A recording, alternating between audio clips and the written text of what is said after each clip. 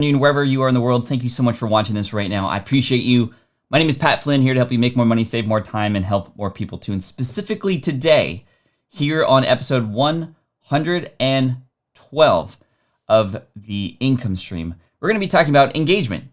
And that means having you learn how you can get your audience, your subscribers, your readers, your viewers, your listeners, how to get them to start getting involved, start participating, start reaching back out to you. Because when you can master the engagement equation, you can better lead yourself to more customers, better experiences for people, and overall more success. So welcome in, thanks so much, and enjoy the show. This is the income stream to help you achieve your dream. All while we keep with Pat Flynn. What's up, y'all? Thank you so much for joining me today. This is going to be so much fun. I appreciate you. We have a lot to talk about and a lot to cover. But first, I want to welcome some of you in the room. What's up, Manos? Great to see you. Hashtag, bruh. Thanks for being here. Lisa, thank you so much for showing up. Spanish and Go, what's up? Welcome. Thank you so much. Anything Cameras? Good morning, Pat Flynn. How are you today? I'm doing excellent. I'm excited for this topic. It's one of my favorite things. And in fact, it takes up a lot of my book, Superfans. I talk about engagement quite a bit. Let's see who else is in the house. We got the Scooby Life Fund will now commence. Favorite R&B artists, 112, right? Do you remember 112? Man, this brings me back to the 90s. Anyway, how to get them to start understanding more about, well, this is the right place to be, or this is the right person to follow, right? So that's what we're talking about here. Scroll down. Okay, we're ready to go. What's up, Rex? Good to see you. Manos, Bernard, Caitlin. Let me tell you this quick story here. Got the story time music going. Now, back in high school, you might not know this about me, but I was literally the shortest kid in my class. Not just in my homeschool class, but in my entire graduating class. In fact, I didn't even pass 5 feet tall until my senior year of high school. That's how short I was. And I was so short that I was always the guy who was cute, but I was never like the cute guy. I was just, oh, cute, pinch your cheeks cute, but not oh my God, he's so cute. So that was my life. Anyway, because I was so short, I got picked on a lot, and unfortunately, I didn't have a great experience, but I did find refuge within the marching band. And what was great about the marching band was you were meant to blend in. You were meant to not necessarily stand out, and that's what I didn't want to do. I didn't want to stand out, and there was a lot of other nerds and other people who got picked on in the band too, and so as a result, I found a home there. Now, I had some great friends in the marching band. Unfortunately, a lot of my friends were super tall, but because they were friends, they would invite me to things, and one of the things that they loved to do, partly because they were tall, was they liked to play basketball. And that's not a cool thing for a short kid who's not even 5 feet tall to do. But they were friends, so they invited me on the court. But here's the thing. They never passed me the ball. I always got picked last. And because of that, I never got to shoot. So even though I was on the court playing basketball with them, I never really felt like I belonged there. And too many of us business owners, we are setting up the court, right? We build our websites, we build our amazing products, and we're inviting people to come play with us. Yet we never feel like they belong, or they never feel like they belong. So we need to figure out how we can make people feel like they belong on the court that we're creating for them. And there's a number of different strategies and tactics and tips that I'm going to share with you today that are going to help you do that.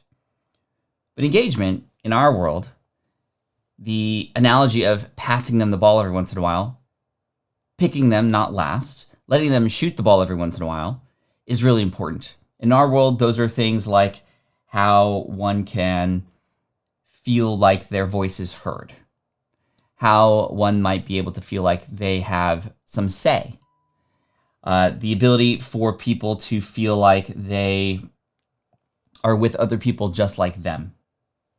This is what we want to strive for within our businesses, right? That feeling of belonging. It's so important. It's so needed. It's so much, especially even now more than ever, something people are desperate for. That sense of belonging, that sense that other people can understand, that sense of empathy, right? So let's talk about belonging really quick. One of three topics within this realm of engagement that we're going to be talking about. Anyway, let me know in the chat if indeed you are excited about this topic, if this is something that you feel is as equally important as I do, and if this is something that perhaps you felt on the other end, one way or another, you've really felt like you've belonged to certain communities, or you've been invited in and maybe you just never felt like you were in the right place. Hopefully you can empathize and you can understand from your own experiences how important this topic is. And especially with all the noise out there and all the other competition that there might be for your audience's attention, we want you to be at the forefront. And this is really key because engagement can be a great separator between, yes, I want to work with you, and no thanks, I'm going to work with somebody else. So Doug, yes, Francis Ferry. Seisman, good to see you, Doug. Yes, this topic is right on time. I love that. Look at this chat, this quote here from My Council Life. I love this. When we give cheerfully and accept gratefully, everyone is blessed. Couldn't agree more. Jamin says, are you plugged in today? Some buffering happening. I am plugged in today. I apologize about that. Are we still good to go? I want to make sure we're still okay. Sometimes these processes can take up some screen. Okay, it looks like we're good though. The chat doing very good. The topic, our audience, help them understand that they belong here. So number one, probably the easiest thing that you can do, it takes some work, but the easiest thing you can do to make people feel like they belong to your community is to speak the same language that they do. And you've heard me talk about this time and time again. However, I cannot stress it enough. You need to know the words that your audience will respond to. Let me say that again. You have to absolutely know the words and the phrases that your target audience responds to. There's a marketer out there, his name is Jay Abraham, an old school marketer, in fact. He was doing validation and stuff before the internet even existed. He has a quote. It says, if you can define the problem better than your target customer, they will automatically assume you have the solution. I don't know if you've ever been in a live stream or maybe listened to a podcast or watched a video or even read a blog post where this person seems to just be hitting it right on the head of the nail in terms of exactly what you're going through, in terms of what you're thinking. In fact, this person is almost predicting what you're thinking before you're even thinking about it. And you cannot help in that case you cannot help but want to dig deeper, to go further, to understand how this person can help you more. So defining that language is absolutely important. So how might you discover this language? You can find conversations that are happening online already, right? Before you even get to the point where you even launch something, or you even build your website for the first time, or you create your first podcast episode or video, you can do research. You can find other people who are serving this audience already to discover the kinds of language that they enjoy as well, the kinds of language that they respond to, the kinds of language that they're using. One of my favorite places to go for research, in fact, is YouTube, but specifically in the comments section. I've also noticed, I don't know if you've noticed this recently, but the comment section in YouTube videos has changed, like in terms of where it is. I used to scroll all the way down and see the comments, at least on mobile. Now it's right under the description, and I have to click to open it up and expand. I thought it was really weird, and in fact, it confused me the other day. But anyway, I go to the comment section because I can start to see real time how people are responding, what they like, what they don't like about something. If you are in a space where there happens to be physical products that people purchase related to your topic, whether you choose to create a physical product of your own or not, I always recommend going to Amazon and checking out the commentary within the reviews. Now, I look specifically at the 3-star reviews. 3-star reviews. 1-star reviews, sometimes this person had a bad experience or they're upset or whatever, and that language can be very harsh, right? And it doesn't represent necessarily the entire whole. That is, unless that's all that exists, in which case you probably want to stay away from that product. 5-star reviews, sometimes they're great, but oftentimes they're just very surface level and they don't get really too much into it.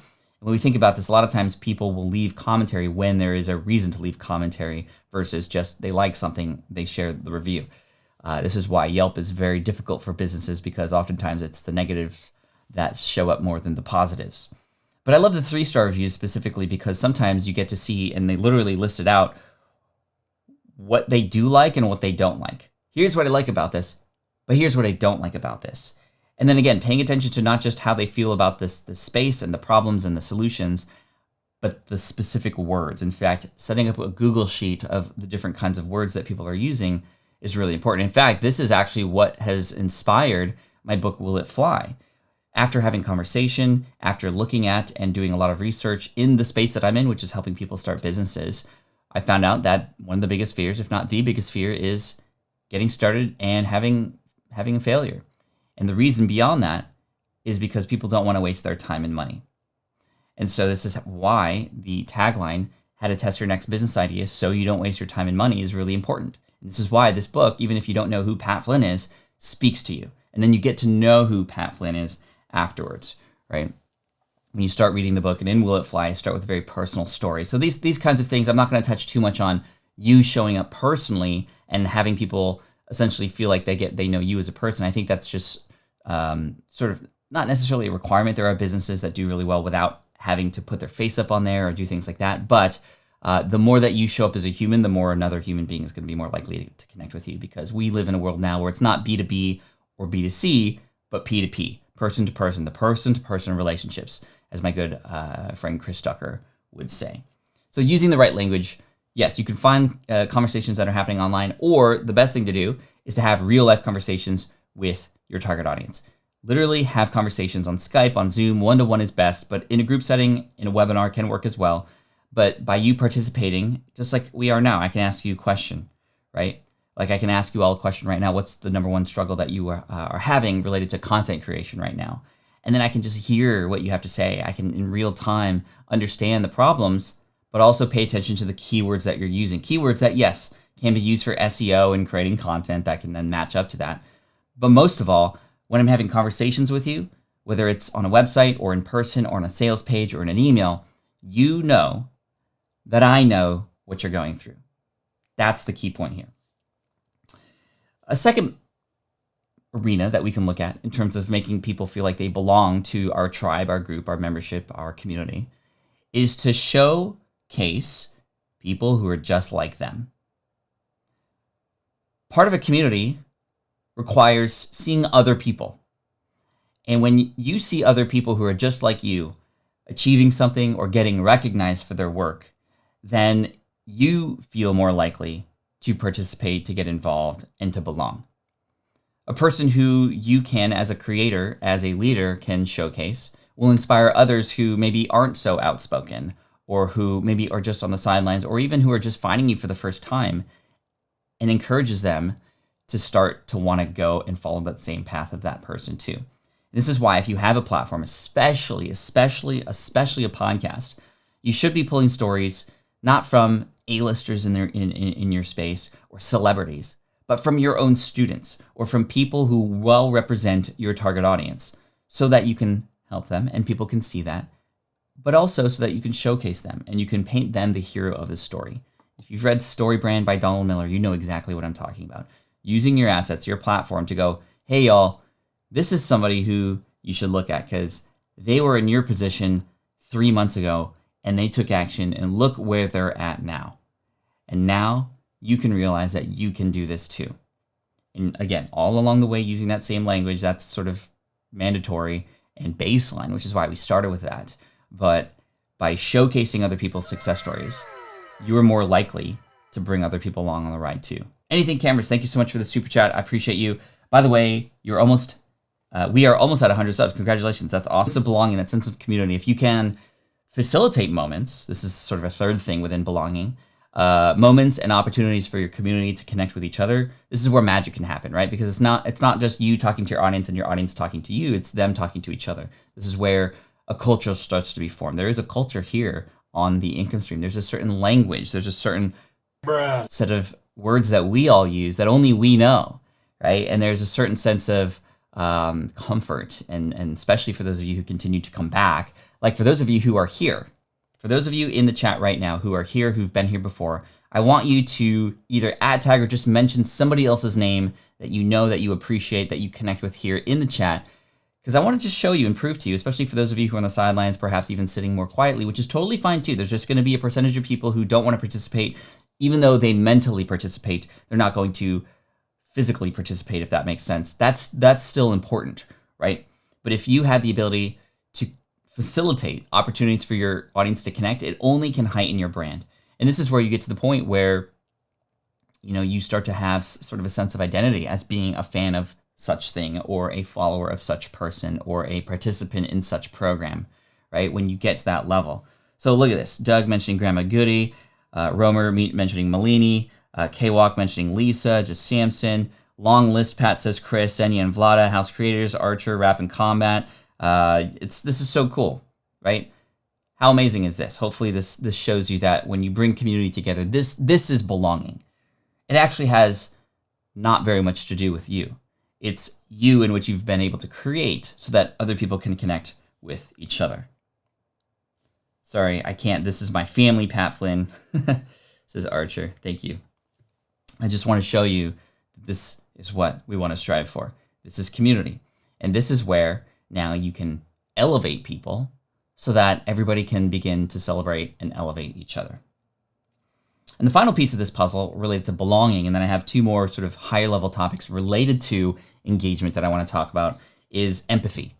When you show empathy, you're going to receive back a lot of support, and you're going to make people feel like they belong. It's almost like that hypothetical situation here. You're a kid, you go to your parents, and they just always say no to everything that you ask for. Can I go to the mall with my friends? No. Can I download this video game? No. Can I get this for Christmas? No. It's just the no, right? And although we as creators may have to get to that point where sometimes we're guiding people and it may not be a direction that a person would want to go through, including empathy on top of that, and also sharing the why and the understanding is really key.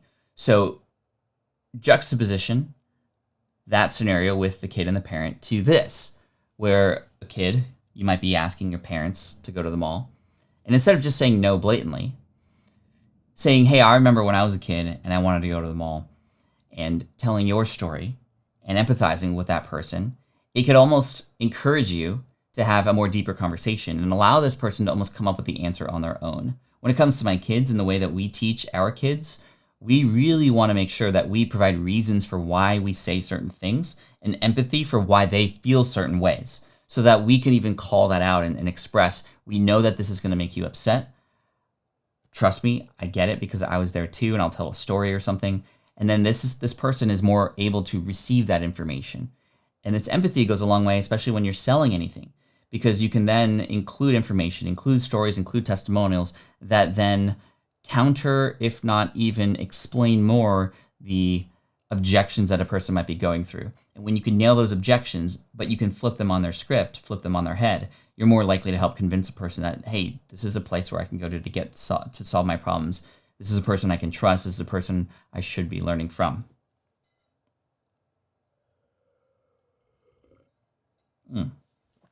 Love seeing this. Thank you so much. And you know, empathy is something that I use when it comes to trolls as well, right? This, just side tip, helps me deal with trolls. In fact, if you aren't getting trolls, you got to question, well, are you actually being bold enough in what it is that you're doing? We're not going to get there right now. But one thing that helps me is when I get hateful comments or disrespectful comments, having empathy for those people, trying to understand, well, why are they at this point now where they are using me as a target and they are saying these terrible things?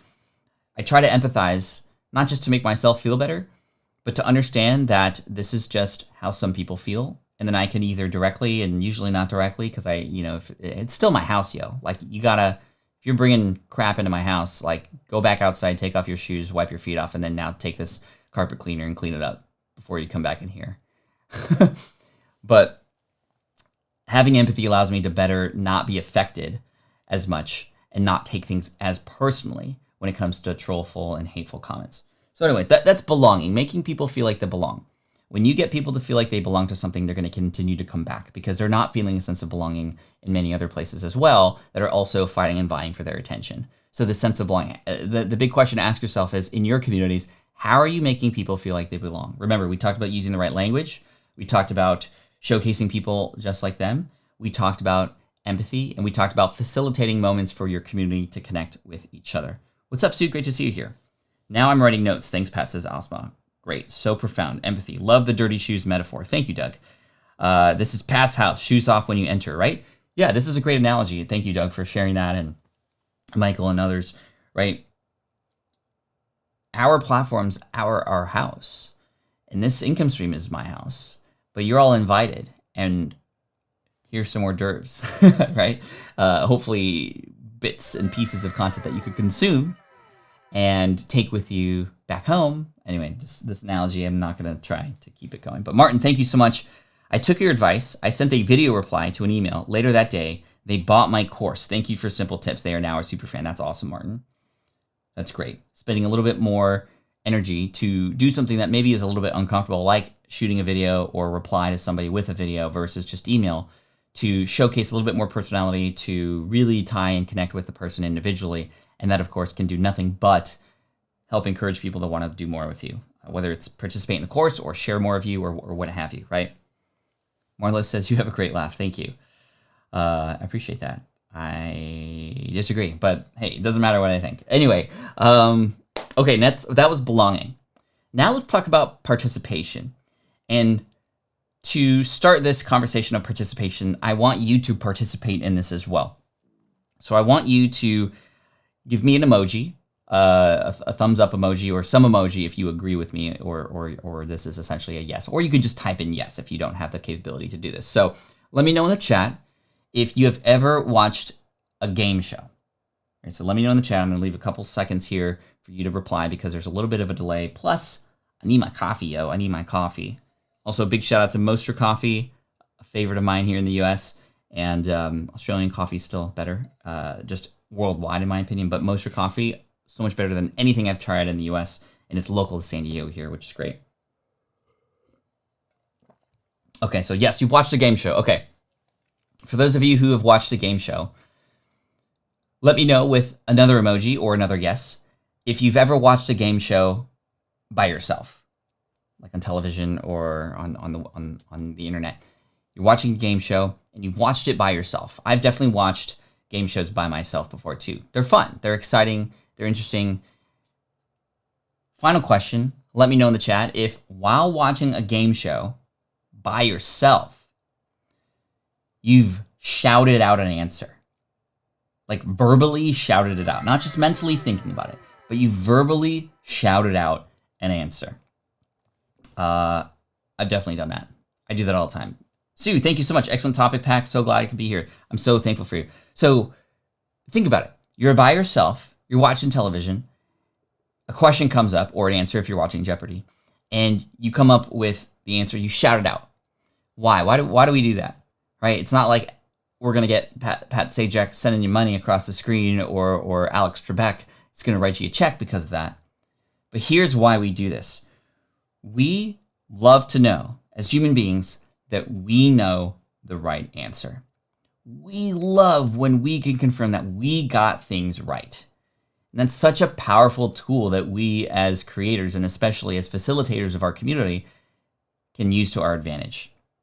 Right? It's kind of silly now that we think about it. Like, why do we even say it out loud? But it's almost even impossible to think that we wouldn't do that, because it's so ingrained in us to know and to feel good about knowing the right answer. So when it comes to participation, a very common strategy is we'll ask questions. Right? Ask questions and your audience will respond. But I love to take that one step further and encourage you to ask your audience for answers. So another story I want to tell you. And this is in Superfans, by the way, but it's worth reminding you for it. So there's a man named Steve Spangler, and he is a scientist. Really good channels, one called Six Science, Steve Spangler Show, etc. He's been invited on Ellen and many other daytime and late night shows to do science and he makes it fun. And in fact, we went through as a family a rabbit hole with his stuff not too long ago because his videos are really engaging. And again, his name is Steve Spangler. I heard an interview with Steve Spangler on Social Media Marketing Podcast with Michael Stelzner. And on the show, he was talking about when he started his YouTube channel and how he created his videos. So on his videos, science videos are really fun to watch on YouTube here, right? Because you do the science, you can get up close, like really cool things happen. So he would do the science and he would ask questions, or he would do an experiment, and his experiment would be like, he would have a balloon and he would suck in the air from a balloon, and then his voice would be super low. His voice would be super low. And he'd be like, hey, this is why this is happening. Argon, which is a gas. You thought this was helium, but this is argon, which is a much denser gas that makes the air that comes out of your mouth, lower, and more dense, so you hear a lower pitch, and it just sounds like Darth Vader. It's like a really cool kind of experiment, right? And it's unexpected, it's surprising, and that's really neat. But then, in order to engage his audience, he would ask questions like, let me know what you think below. How many times have you done that in a video? Let me know what you think below. Or if you've read this blog post, let me know your thoughts. I look forward to reading them in the comment section, right? That's a very common way to sort of hopefully engage with an audience. And he would get the comments that you would expect from that kind of prompt. First, that was awesome. I thought that was really neat. Where do I get that gas? Those kinds of things. I thought it was helium. Cool, okay. But then he switched it up.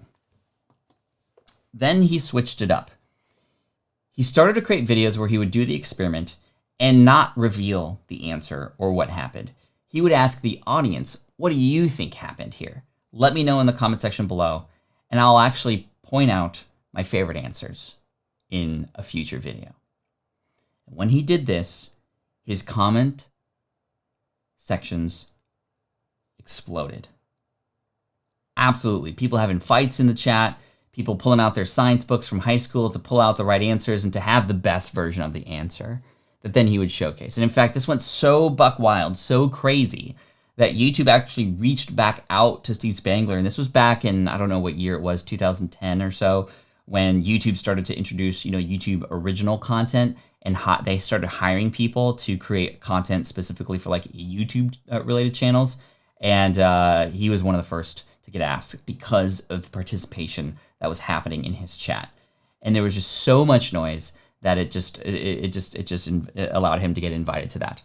So instead of asking your audience questions, how might you quiz or ask for answers within your audience and use that opportunity to get people to participate? Because again, we can create our own little game show, if you want to call it that.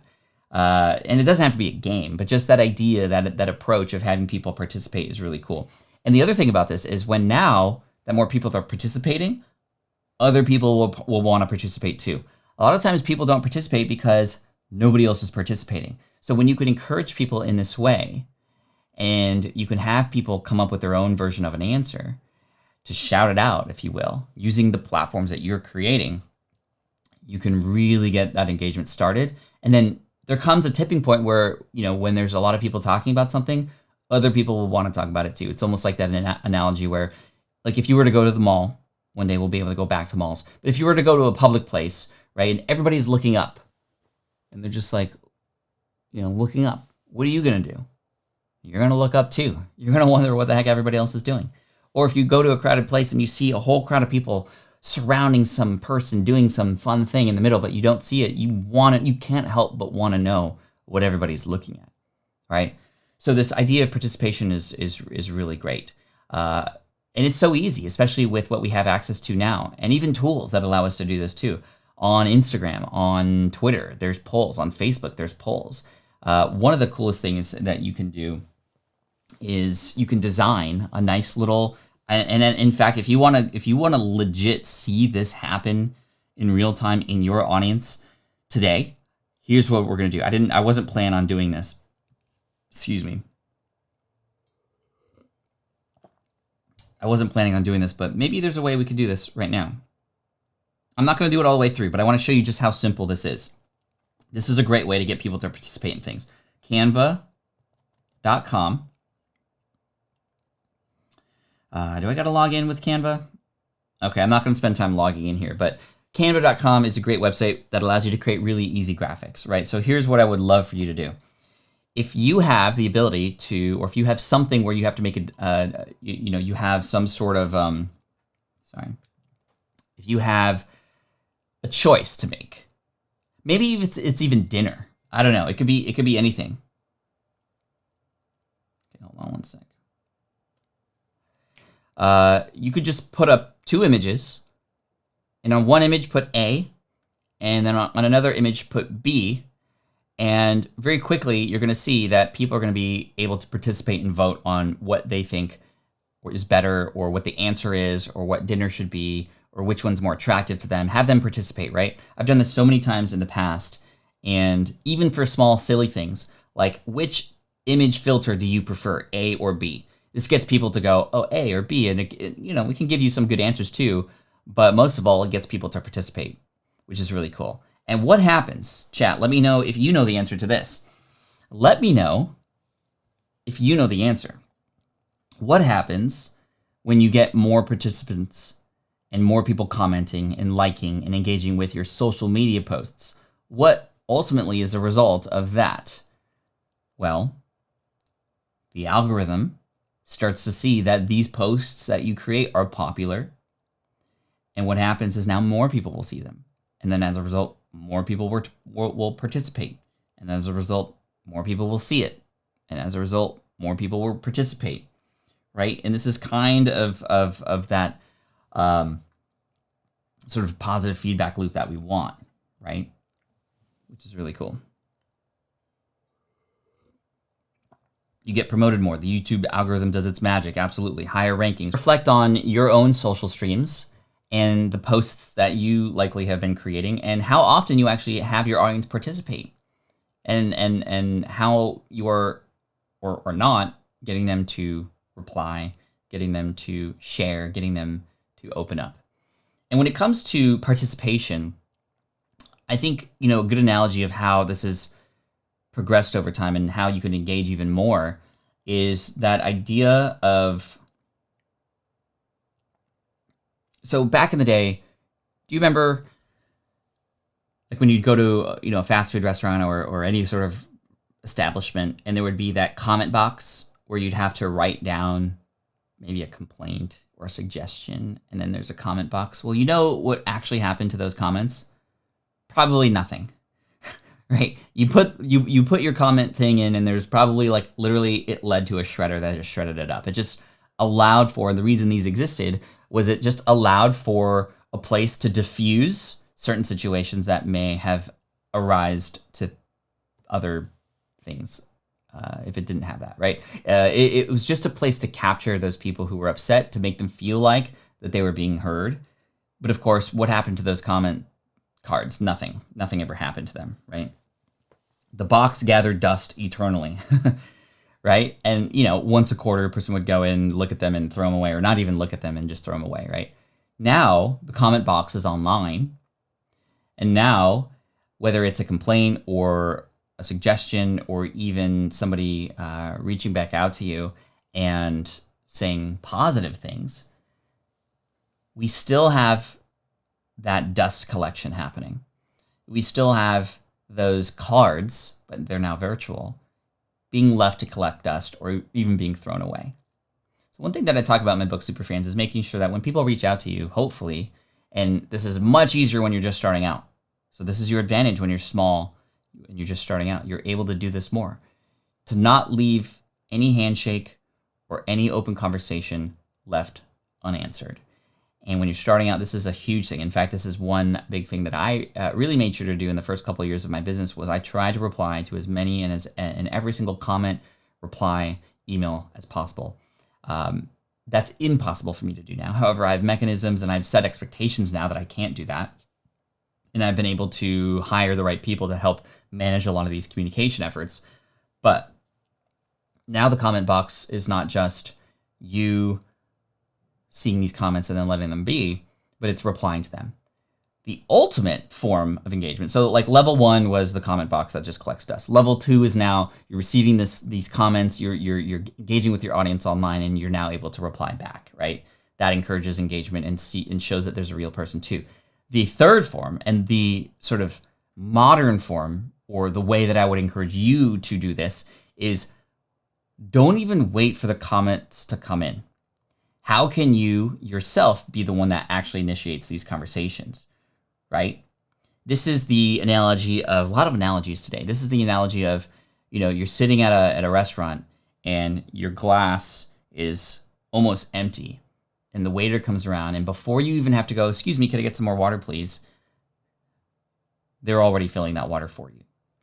That's 5-star service at a restaurant. Doing this first for people online helps you stand out.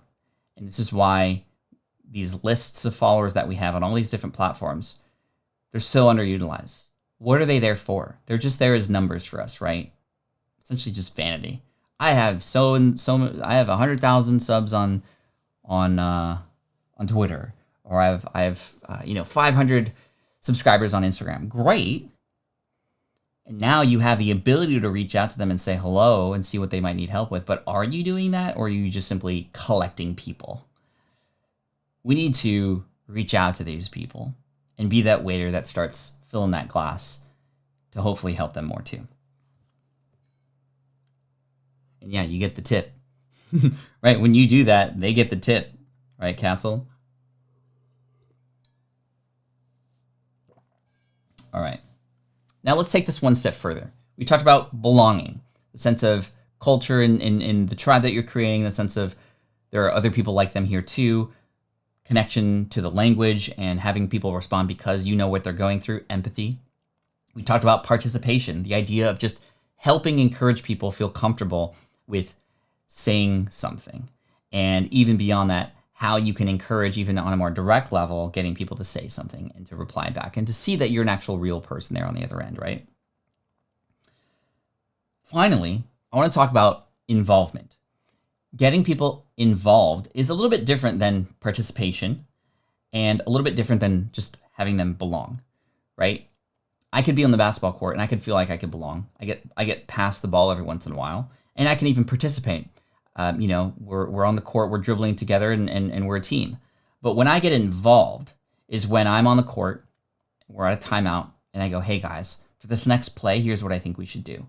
And having the ability to have that be at least received, and the ability for that sort of, I guess you could call it influence within the tribe, is the ultimate level of engagement.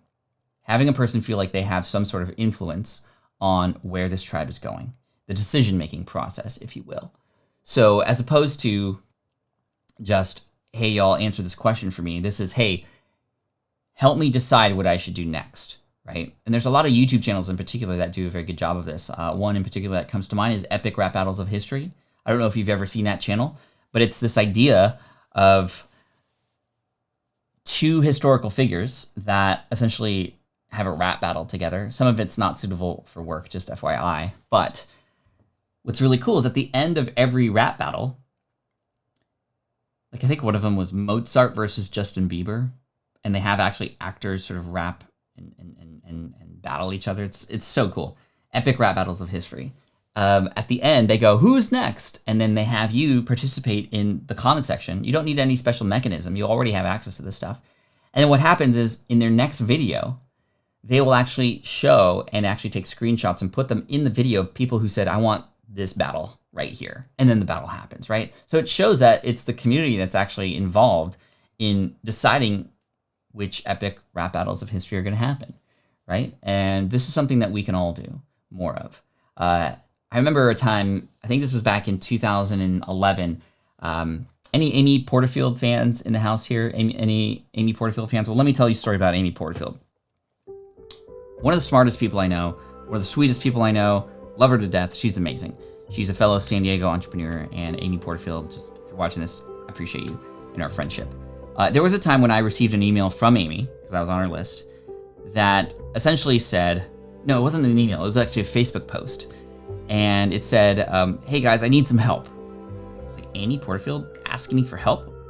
Yeah, I mean, this is like, she's been so helpful, like now I can give back and help to her. This was essentially a graphical image that she shared that she needed help with. And she said, I'd love for you to tell me which one of these headers for my upcoming email newsletter looks the best to you. 1, 2, 3, or 4. And it was called like the Social Love Weekly Newsletter or something like that. And it was just literally 4 different graphics. It was all on one graphic, so it's just easy to upload, but it had 4 different styles, A, B, C, or D. And she had thousands and thousands and thousands of people responding with what they think that header should be. And I remember voting for that. And it made me feel really special that I had some sort of say, right, in where this thing could go. But also, like a ninja, she was doing something that I didn't realize till years later. She was also teasing the fact that she had this newsletter coming out. And by getting me involved in the process as it was being built, I was now more interested in this email newsletter than I would have been if I didn't have some sort of say. And so I took this strategy and I tried to implement it on my own. And at the time, I was building a website in the security guard training space, which then I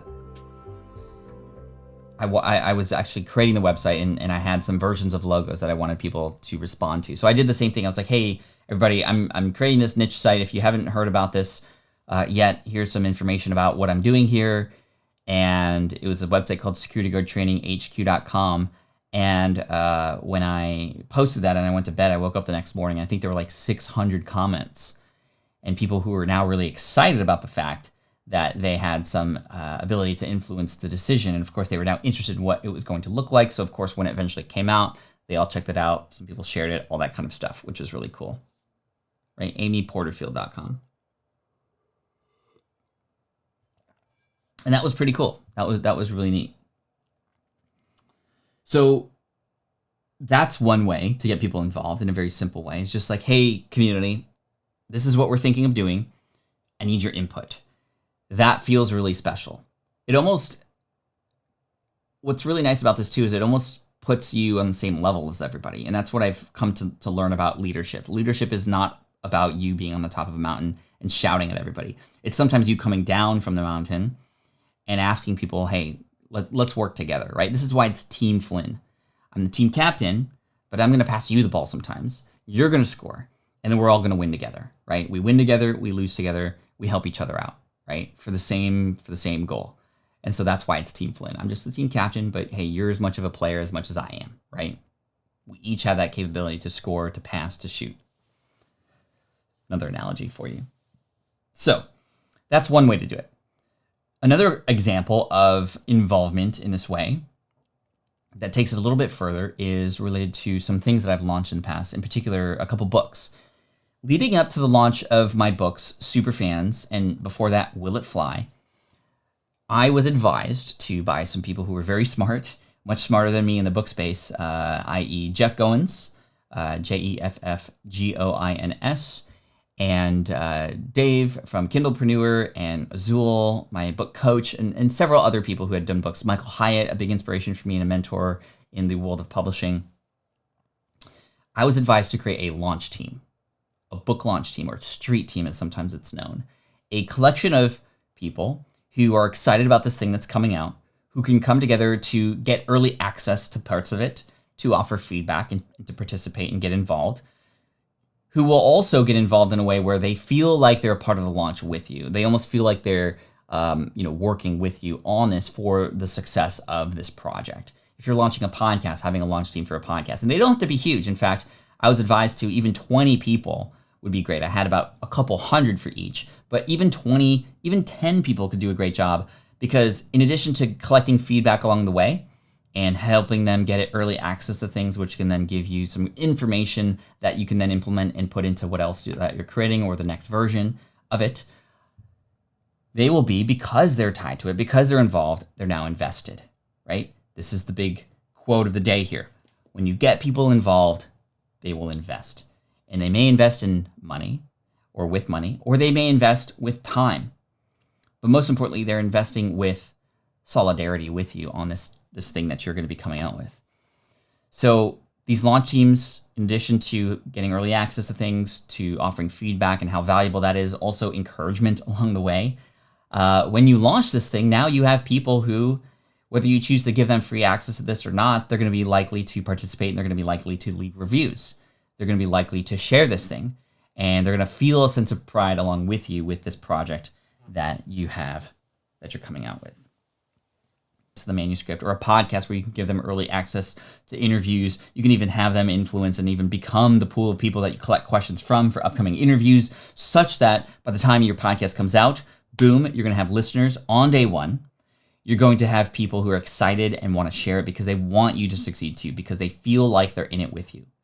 They feel like they're in it with you. So there you go. So we got 12 minutes remaining. I'd love to take this time to answer any questions that you might have. If you have a question, please type in the word question followed by your question. Question in all caps, so that way I can find it. And I'd love to help you out. By the way, Breaking news. Ernest Cline, who wrote the book Ready Player One, is coming out with Ready Player 2 in November 24th, 2020. I've already pre-ordered it, by the way. I just got reminded by a text message that came in. Question from Francis Reese. Speaking to audience in their language. I thought my audience was women in their 50s to 60s, but in looking at analytics on YouTube, it was totally different age group. What to do? So different platforms have different audiences. And I think that you need to, either make a decision to, on YouTube specifically, cater to the audience that's finding you and that's there, or B, set in stone who it is that you are actually serving and use that opportunity, the fact that other people are finding it, to hopefully encourage them to share with other people who are within the target market that you have. For example, on YouTube, I skew very, very male on YouTube with my videos, my regular videos. Here on the income stream, I think it's about 50-50. But in my videos, it's like 80% male that, for whatever reason, are finding me. And because of that, I just have to know that, okay, well, that's just the case. But on my website, it's 50-50.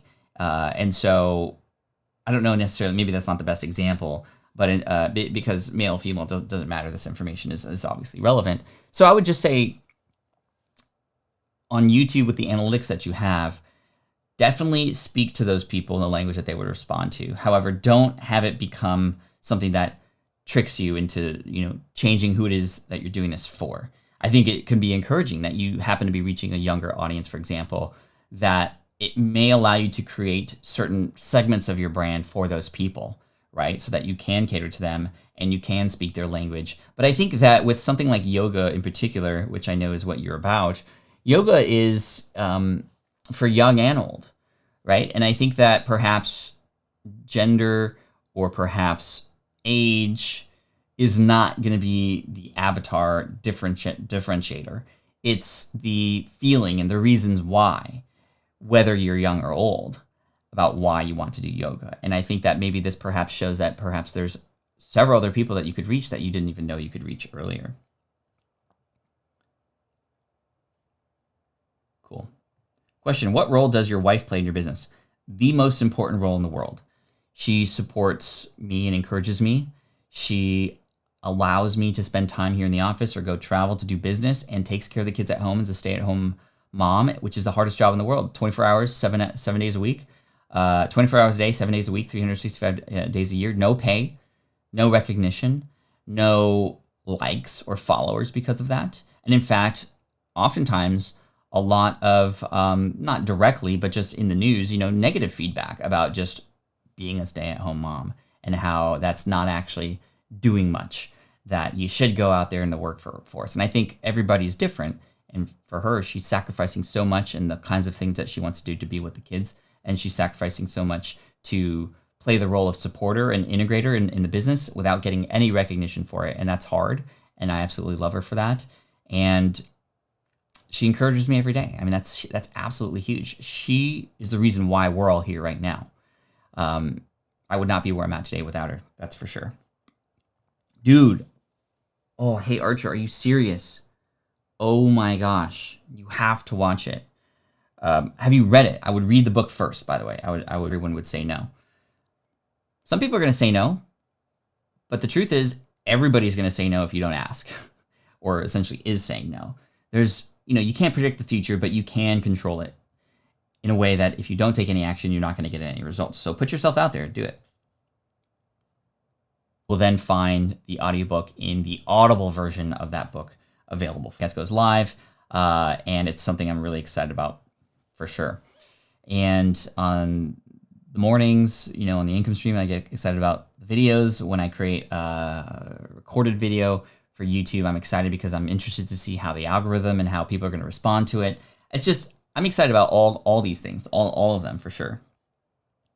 Question, where can we find the demographic analytics for different social media platforms? There should be insights. I think on Instagram, it's called Insights. On Facebook, I think it's just Facebook Analytics. On YouTube, it's within YouTube Analytics in certain places in there. I think Twitter may or may not have that, but I think a Google search on analytics for those different platforms can help you find that answer. Joe says, I'm starting a YouTube channel and blog around the sleep niche. from ground zero. Any solid advice for someone just getting started? Yes. I would participate in the exercises that I talk about in my book, Will It Fly? And my course, Smart from Scratch. In fact, if you go through that course, in fact, it's free right now. We've given away, I think, over 25,000 licenses to that course during this pandemic. And I did the calculations. I think it's over $6 million worth of that course that we've given away since this pandemic happened. But we're here to help. We know that loss leader, it's not really a loss leader because it's a digital product, but you know, some of those people may have paid for it, but we know that that's always going to come back to us. So I'd recommend you check that out because there's an exercise in the beginning called the market map, which is going to help you analyze this market that you're going into. If you're getting into any new location, right, you need a map. And a map can tell you the different positions or the safe areas, the places that you can go into, the places that are already most populated, and how you can go in there and begin to understand how you can add value to those spaces. Having conversations with people about sleep and starting to understand the language that they're using, the problems that they're going through, all really important things to help you determine where you can fit in and what solution you could provide. The sleep niche is great, right? You're almost kind of in the health and fitness space, but you're narrowing down to sleep. Well, what within sleep or who within sleep might you want to target? Are you targeting high performers who often feel like, well, if they don't wake up and sacrifice sleep, that they're not getting much work done? Perhaps you're targeting an older demographic. Perhaps you're targeting sleep specifically for athletes, sleep for teenagers or whatever. Those are different arenas that you can get into to determine your position. And you can start there, you can expand out later, or you can go all in and go 1 inch wide, 1 mile deep with them too. All right, y'all, I'm going to answer one more question because I have to get into I have to leave just like 3 or 4 minutes early. I have a upcoming coaching call at the top of the hour here, but ooh, this is great. Question from Sean to finish up here. How can I get more engagement around my ideas? I'm going to go back through Smart from Scratch, but I'm having a hard time soliciting feedback, or maybe my ideas are just lackluster. I think that before we get into the idea sharing phase, we need to get into the who we are helping phase, right? And when you get into the who we are helping phase, those conversations come a lot easier because you're not pitching anything. You're asking. You're getting people to participate and get involved. Knowing that you're there to help them is going to make them feel more likely that you're not just here to sell them something, or like a lot of people don't want to be the guinea pig or become the person who just goes, okay, well, I guess I'll be the one to tell you whether, like, it puts people in a weird position to consider whether your ideas are good or not, versus a position of, hey, let me listen to you. Let me see what you're going through and see how I might be able to help out. Or I just want to understand more about what you're going through. A lot of people just don't even get heard. So that's where I would focus, if that makes sense. And thank you so much for being here today. I appreciate you. And to finish up, Gordy Young here says, what do you think is the best way to reach seniors 55 who don't seem to be that much aware of social media? I would find communities where there are people who are active in social media of that demographic, which they exist, to get inspired, to see how they're involved and to see how they're reaching out. It can happen. I've seen it.